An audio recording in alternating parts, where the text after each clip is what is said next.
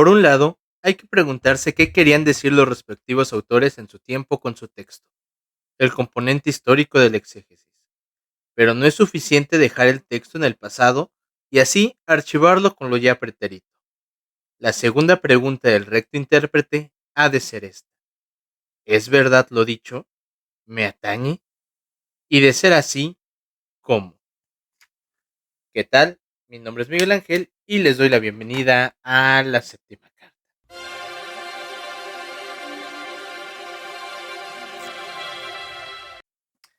El día de hoy vamos a continuar o comenzar más bien propiamente con los comentarios o la reseña o el resumen de el texto de Jesús de Nazaret de Joseph Ratzinger, particularmente de los relatos de la infancia. Creo que resumen más que comentarios lo que vamos a hacer, pero bueno, vamos a ello. Antes de entrar propiamente al texto, eh, quiero decir un par de cosas que se me quedaron en el tintero en el video pasado, que es sobre la introducción, que si no lo has visto te lo dejo por aquí. Eh, pues ahí decíamos que si nos quedamos solamente con el texto histórico, o más bien con el método histórico, historiográfico, nos podemos perder entre las diferentes capas de la tradición, entre qué quiso decir el autor con cierta palabra, con cierto término, por qué este lo utiliza, por qué este no, por qué en esta comunidad X cosa, y podemos dejar de lado, decíamos, la figura de Jesús. Y otra de las cosas que pasan si nos quedamos solamente con el método historiográfico y tiene que ver con la frase que decíamos ahorita al inicio del video, es que corremos el riesgo de fijar o dejar fijo el texto bíblico en el pasado. El método histórico, el método historiográfico no puede ni debe ir más allá de lo que ya pasó. Es decir, un exégesis, una interpretación histórica, se queda en esto es lo que el texto dijo y no hay más, no está abierto a interpretaciones. Pero todo texto tiene un lado hermenéutico, todo texto tiene una interpretación al futuro y sobre todo el texto bíblico, porque es un texto que te interpela, un texto que pues sí, que te interpela, que te pregunta, que te llama. Decíamos en el video anterior y recalcamos, es por eso que en Whisky Lucan, en el siglo XXI, puede haber alguien preguntándose quién es Jesús de Nazaret y el texto bíblico y el evangelio me siguen contestando quién es Jesús de Nazaret. Es un texto vivo, es un texto que está hablando en este momento y el método historiográfico no puede ni debe hacer eso. Su labor termina en el pasado. En esto es lo que dijo el texto bíblico y no hay más. Pero esta otra dimensión que se abre en la interpretación, en la hermenéutica y que se proyecta hasta un mexicano del siglo XXI es lo que intenta recuperar Joseph Ratzinger. Él intenta decir, es necesario complementar la historia con esta hermenéutica y con este salto de fe para poder comprender quién fue Jesús de Nazaret. Dicho esto, vamos ahora sí, propiamente, a hablar sobre los relatos de la infancia. En el prólogo nos dice Joseph Ratzinger que se va a basar principalmente en Mateo y Lucas para hablar de los relatos de la infancia, que va a interpelarse, que va a dialogar con exégetas modernos, es decir, del siglo pasado, también con exégetas tradicionales, que principalmente se va a basar, como decíamos, en esos dos evangelios, en Mateo y Lucas, pero pues también indudablemente aparece por ahí el Evangelio de San Juan y pues lanza esas dos preguntas con las que empezábamos, ¿no? ¿Es verdad lo que está escrito en el texto?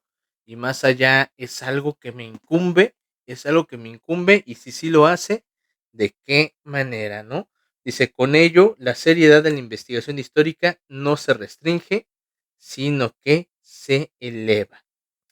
Y como habíamos dicho, pues él dice, espero que este pequeño libro pueda ayudar a muchas personas en su camino a Jesús y con Jesús. Entonces, esa es también nuestra intención, tanto reconectar de manera personal con Jesús, reconocerlo, como ayudar a que alguien se acerque a la obra y también se acerque evidentemente a Jesús, ¿vale? Propiamente dicho esto, comenzamos con el primer capítulo del libro. Y el primer capítulo dice, ¿de dónde eres tú? La pregunta por la procedencia de Jesús como pregunta por su ser y su misión. ¿De dónde eres tú? ¿Quién es Jesús de Nazaret y de dónde viene? Con esto empieza el libro de los relatos de la infancia. Y uno podría decir, oye, ¿por qué empieza preguntándose de dónde vienes? Porque, y lo vamos a ver ahorita más puntualmente, porque el preguntarse de dónde viene alguien, de dónde eres, nos va a llevar justamente a el origen. Y vamos a ver que el origen de Jesús, o interpretar el origen de Jesús, resulta problemático de alguna manera, y que solo partiendo de esa problemática se va a entender que el evangelio o que algunos evangelios comiencen o contengan una genealogía. Vamos a desarrollar esto con más detalle, ¿no? Pero yo no me imagino, por poner un ejemplo muy burdo, haciendo una genealogía de Miguel Hidalgo, haciendo una genealogía de Kierkegaard, haciendo una genealogía de Joaquín Sabina. A lo mucho me contentaría con decir, en el caso de Sabina, nació en Madrid, su papá fue X cosa y punto. Miguel Hidalgo, bueno, él era criollo, sus papás eran españoles, no me interesa nada más. El por qué hay una genealogía de Jesús es importante y hacia allá nos quiere llevar Joseph Ratzinger para empezar a ver de dónde viene Jesús y todo lo que implica su origen, su nacimiento, y por eso decía en el video anterior, me parece sumamente pues necesario y sumamente conveniente empezar a hablar de ello en este Adviento, en esta preparación para la Navidad, para el nacimiento de Jesús, ¿vale? Como decíamos, si bien los textos bases van a ser los evangelios de Mateo y de Lucas, aquí comienza con San Juan, ¿vale? Empieza justamente de dónde eres tú, Juan 19:9, y nos empieza a hablar que esta pregunta de dónde eres tú se muestra en mitad del interrogatorio de Pilato, ¿no? Cuando Pilato lo está interrogando sobre quién es Jesús, pues él ya ha escuchado, ¿no? Él de hecho ya le pregunta, oye, es que tú eres rey. Jesús ya le ha contestado, le dijo que su reino no era de aquí. Y entonces Pilato sigue con esta pregunta. El juez romano pregunta de dónde es Jesús, nos dice Ratzinger, para entender quién es realmente y qué pretende. Eh, la pregunta sobre el origen, la pregunta de dónde eres tú, tiene que ver con esto. ¿Quién eres realmente y qué pretendes? Vienes diciendo que eres un rey, pero tu rey no es de este mundo. ¿De dónde eres? ¿De dónde eres? ¿Quién eres tú? Estas dos preguntas, el origen y la misión de Jesús, van estrechamente ligados. Y es aquí lo que nos dice, la pregunta sobre el origen de Jesús como pregunta por su procedencia interior y así por su verdadera naturaleza, surge también en otros pasajes decisivos del Evangelio de Juan. Por un lado, habla contra Jesús y contra la misión que afirma el hecho de que se sabe perfectamente cuál es su procedencia, pero también resulta problemático. ¿Por qué? Porque es evidente, si nos quedamos en un plano plenamente material, plenamente histórico nuevamente, que Jesús es el hijo de José, el hijo de un carpintero y el hijo de María. O sea, si nos quedamos a lo meramente documentable, por decirlo de un modo, se sabe. Y de hecho ahí viene en el Evangelio también que la gente pues dice, oye, ¿por qué tú estás enseñando o diciendo lo que estás diciendo? Si eres el hijo del carpintero, nosotros sabemos de dónde vienes, ¿vale? Entonces dice, hay un doble origen de Jesús. Su origen material, que sí, es es justamente el hijo del carpintero, es justamente el hijo de María, el hijo de José, que todos conocían, y entonces no resulta problemático, no vienes del cielo, no vienes de ningún lado, vienes de José y vienes de María, punto. Vienes de Nazaret o vienes de Belén, si es que nos vamos a donde naciste. Por eso aquí nos lo dice. eh, Habla contra la misión de Jesús y afirma perfectamente cuál es su procedencia. No viene en ningún modo del cielo, no viene de arriba, no. Sabemos quién es su padre y quién es su madre. Pero entonces, ¿por qué Jesús dice, yo he bajado del cielo, no? Ahí sigue hablando del Evangelio de Juan, cuando él mismo dice, yo soy el pan vivo bajado del cielo. Y nos dice, bueno, los sinópticos relatan una disputa muy parecida en la sinagoga de Nazaret. Aquí ya nos estamos moviendo hacia los evangelios sinópticos, particularmente, como decíamos, a Mateo y a Lucas. Y ahí nuevamente se nos habla de que el origen de Jesús es problemático. ¿Cómo estás enseñando con esta autoridad? ¿Cómo estás diciendo esto si eres el hijo del carpintero? ¿No es este el carpintero, el hijo de María y el hermano de Santiago, José, Judas y Simón? ¿No están también sus hermanas entre nosotros y se escandalizaron de él? Eso es de el Evangelio de Marcos, y ahí justamente nos dice, su pretensión solo puede ser una arrogancia.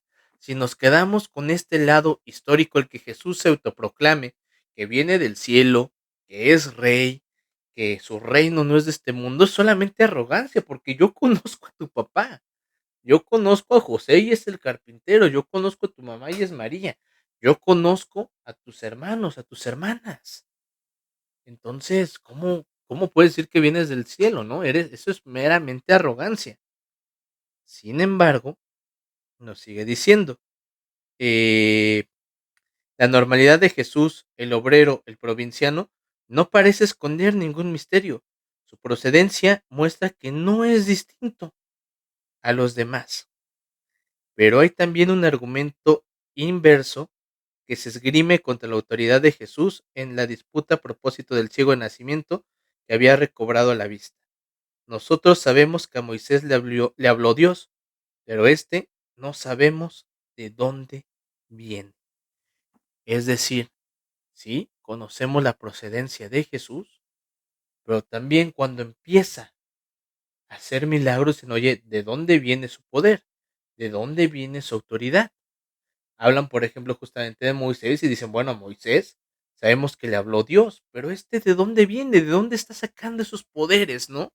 Entonces, desde ahí el origen de Jesús comienza a ser problemático. ¿De dónde saca todo eso? ¿Qué sabiduría es esa que le ha sido dada? Y esos milagros que realizan sus manos. La pregunta es ¿de dónde?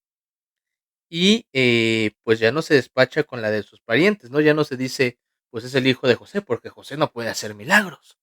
¿De dónde procede entonces Jesús? El origen de Jesús, nos dice Ratzinger, es al mismo tiempo algo que se sabe y no se sabe, aparentemente fácil de esclarecer y sin embargo no resuelto. Tremendo. Aquí empezamos a ver ya la problemática del origen de Jesús. Entonces Ratzinger lo relaciona con la confesión de fe de los apóstoles, ¿no? Cuando Jesús en Cesarea de Filipo les pregunta, ¿quién dice la gente que soy yo? Y luego pregunta, ¿quién dicen ustedes que soy yo? ¿Quién es Jesús? ¿De dónde es? Esas dos preguntas son inseparables. Y los 4 evangelios no pretenden en realidad más que responder a esas preguntas. Están escritos para dar esa respuesta. ¿Cuál es entonces el objetivo de los evangelios? Sencillamente responder quién es Jesús y de dónde viene. Y ese sencillamente responder nos vamos a dar cuenta que no es nada sencillo. Entonces justamente empieza ahora sí a hablar de la genealogía. Cuando Mateo comienza su evangelio con la genealogía de Jesús, quiere plantear desde el principio, en sus términos justos, la pregunta por el origen de Jesús. Está ahí como una especie de título de todo el evangelio. Mientras nos dice el evangelio de Lucas, coloca la genealogía al comienzo de su actuación pública, casi como una presentación pública de Jesús para responder a la misma pregunta, pero con otros acentos, anticipándose a lo que después se despliega en todo el evangelio. Es decir, hemos visto que hablar sobre el origen de Jesús es problemático, que hablar sobre su origen implica hablar sobre quién es Jesús, sobre cuál es su misión, y entonces los evangelios se dan a la tarea de responder esto. Como lo hacen en el caso de los evangelios sinópticos, pues presentando la genealogía. Mateo la pone al comienzo y Lucas la coloca cuando va a hablar de la vida pública de Jesús. Para Mateo hay dos nombres, perdón, que son determinantes para comprender el origen de Jesús: Abraham y David. Con Abraham, dice, empieza después de la dispersión de Babel, pues propiamente el pacto, ¿no? Propiamente, pues la historia de la promesa y remite a lo que ha de venir, pero también es entonces una anticipación, una proyección y se pone en dirección a lo venidero. Hablan, hablar que Jesús proviene de Abraham, dice, es decir, que toda la historia que comienza con Abraham lleva a Jesús la vista dirigida a la totalidad. A través de Abraham llegará la bendición a todos. Entonces, cuando Mateo habla sobre la genealogía y coloca el nombre de Abraham y lo liga al nombre de Jesús, está ligando a Jesús como su misión, la promesa hecha a Abraham, que es hacia toda la humanidad. Por eso la importancia de que aparezca el nombre de Abraham en la genealogía. Y vemos entonces que el origen de Jesús va nuevamente ligado a su misión: traer la promesa a toda la humanidad. Ya desde el comienzo de la genealogía, la mirada se dirige hacia el final del Evangelio, en el que el resucitado dice a los discípulos: haced discípulos de todos los pueblos. Entonces el hablar de Abraham en el Evangelio de Mateo nos habla de, dice, una atención hacia la totalidad, hacia la universalidad de la misión de Jesús, desde donde viene, desde el origen en Abraham, desde la descendencia, desde Abraham, se proyecta hacia, nuevamente, México, Huixelucan, en el siglo XXI. Por eso se coloca el nombre de Abraham en la genealogía y por eso el origen se liga a la misión. De dónde eres va ligado al quién eres en la figura de Jesús. bien tremendo. Ahora el segundo nombre que desarrolla es el de David. Y nos dice aquí, David, su nombre y su promesa marcan el camino que va de Abraham a Jesús. Nuevamente los liga, ¿no? Que habría de decir sobre esta base que con sus 3 grupos de 14 generaciones, la genealogía es un verdadero evangelio de Cristo Rey. La historia entera mira a aquel a cuyo trono va a subsistir eternamente. Uf, aquí entramos ya en un rollo numerológico, en un rollo teológico, en el cual justamente la genealogía que hace Mateo, pues está dividida en generaciones, está dividido justamente en generaciones que van sumando 14, ¿no? Y este grupo de 14 generaciones, pues numéricamente van remitiendo justamente hacia el rey. Dice básicamente la genealogía, pues es un verdadero anuncio de Cristo como rey del universo. Sin embargo, destaca un punto más. La genealogía de Mateo nos dice es una genealogía de varones. ¿De dónde viene? Se nos empieza a hablar que el origen de Jesús va ligado a varones de cierta estirpe y sin embargo también aparecen algunas mujeres. Básicamente las mujeres que aparecen, que nos habla de Tamar, Rabat, Ruth y la mujer de Urías, dice básicamente son mujeres que no son judías. De este modo, a través de ella, en la genealogía de Jesús, entra el mundo de los gentiles. A través de estas mujeres se hace visible el envío de Jesús a los judíos y a los paganos. Porque decíamos, estas descendencia de Abraham, de David, de todas las generaciones, es evidentemente judío, pero nombrando a estas mujeres que hemos dicho, se empieza a introducir el envío a los gentiles, a los paganos. Sin embargo, dice la genealogía de Jesús, termina también con una mujer, que es María, en la que es un nuevo comienzo y se relativiza la genealogía entera. Sas, sas, sas, sas. Y destaca un rasgo más. Dice, en esta genealogía se nos habla de que Abraham engendró a, tal engendró a. Ese es el esquema que se sigue. Sin embargo, dice, en el caso de Jesús ya no se habla de engendrar. Dice, ya no. Sino que se dice, Jacob engendró a Jesús, a José, perdón, el esposo de María, del cual nació Jesús, llamado Cristo. María es un nuevo comienzo. Su hijo no procede de varón alguno, sino que es creación nueva. Fue concebida por obra del Espíritu Santo.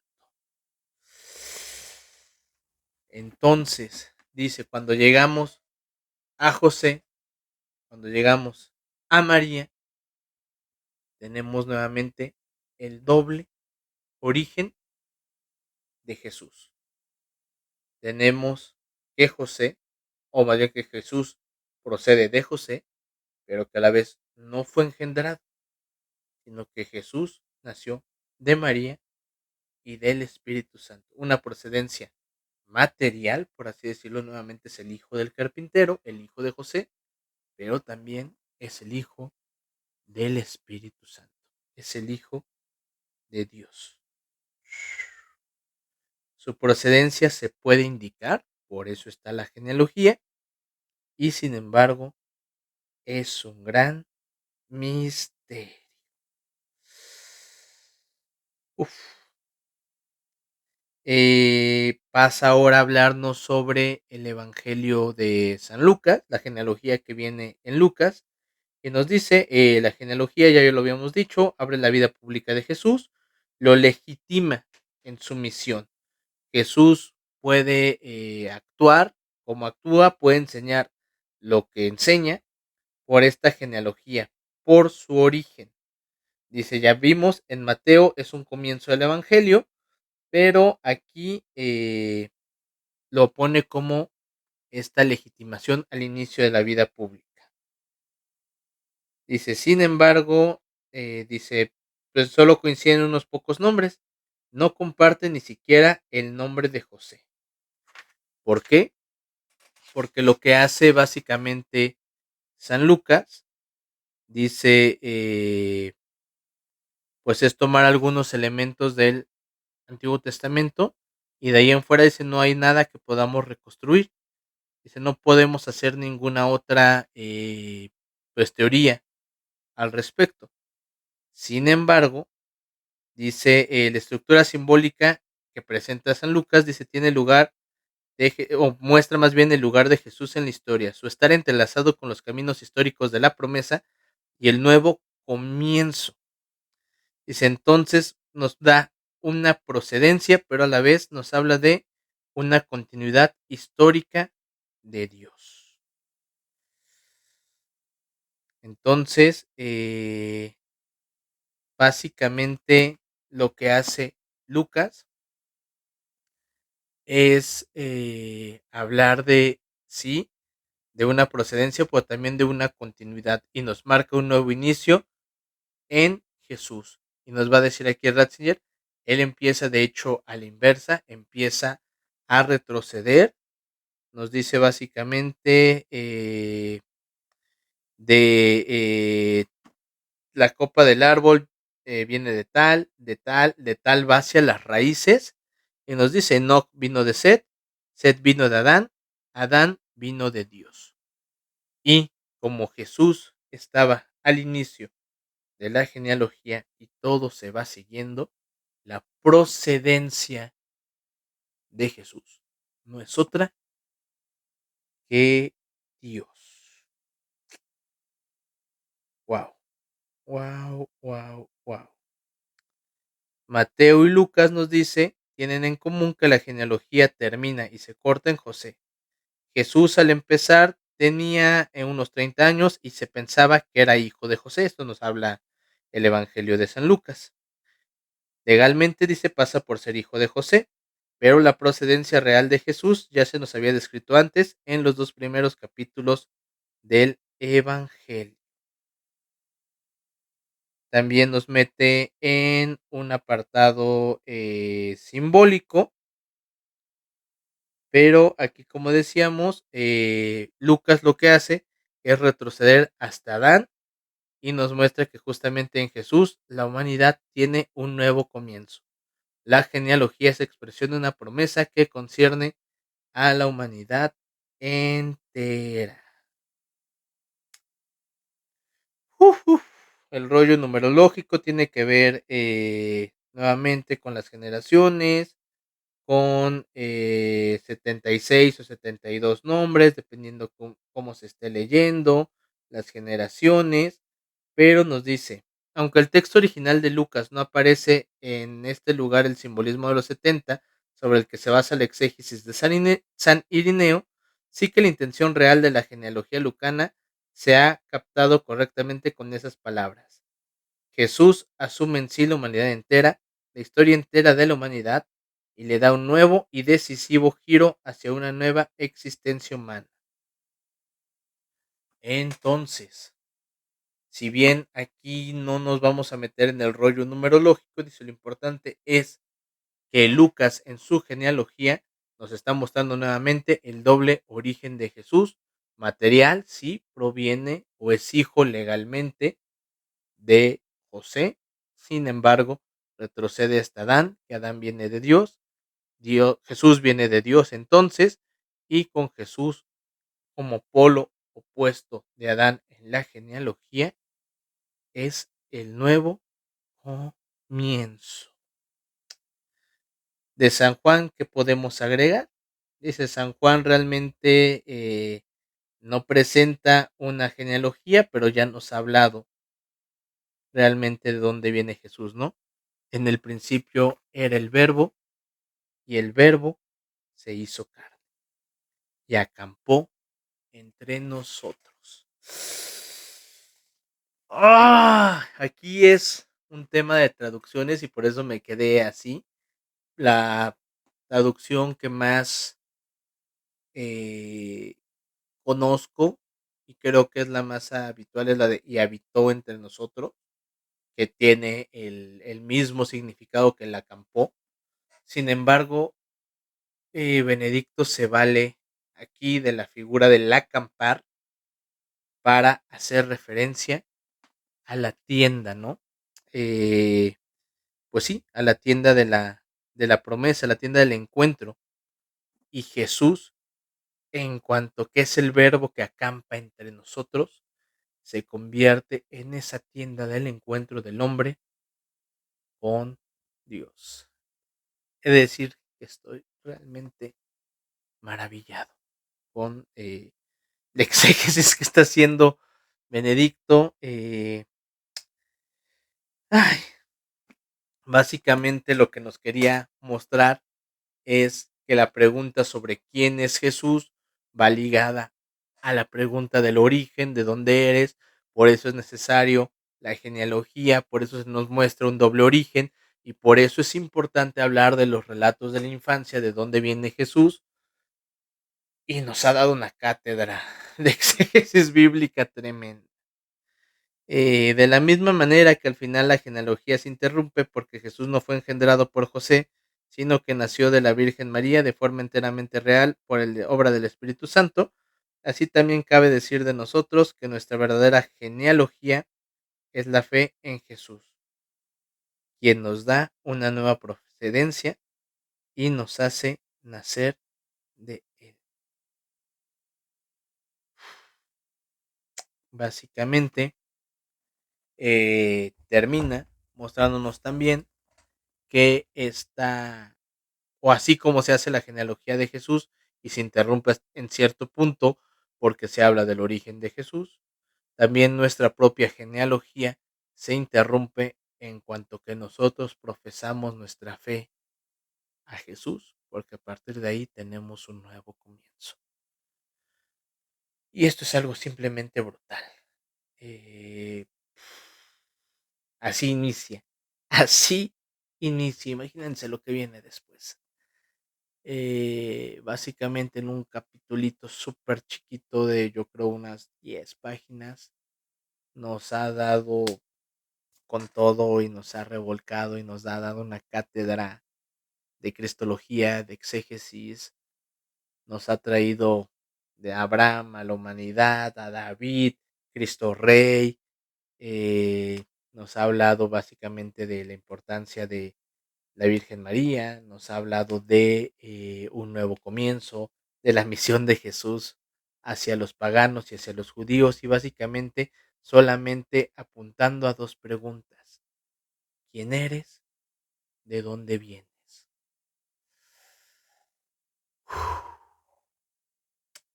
No hay más que agregar. Espero haber sido un poco claro. Eh, si hay muy preguntas, por favor déjenla en los comentarios.